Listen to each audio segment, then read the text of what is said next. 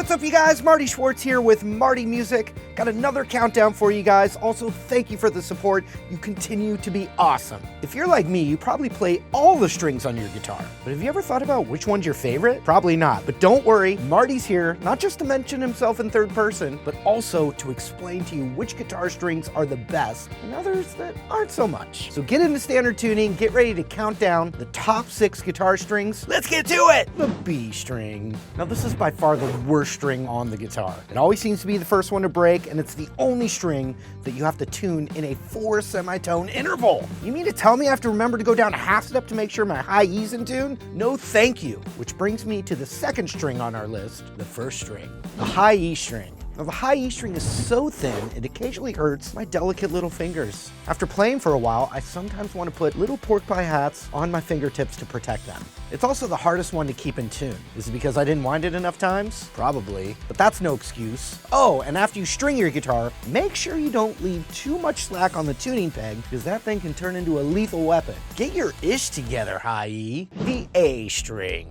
Now the A string doesn't cause me too much trouble, but the name is a little too confusing. Yeah, I know it's referring to the note at which it resonates, but when I'm talking about it in casual conversation, other musicians are never sure if I'm referring to it specifically or just some random string. Synonyms are hard. The low E string.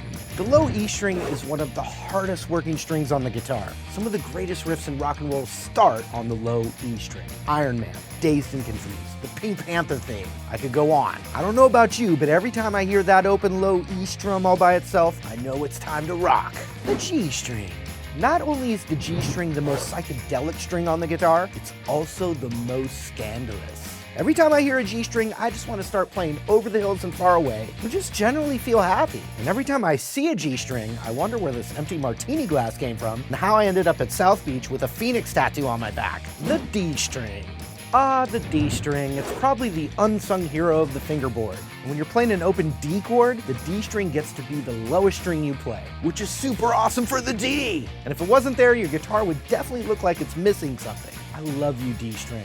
You make all my wildest dreams come true.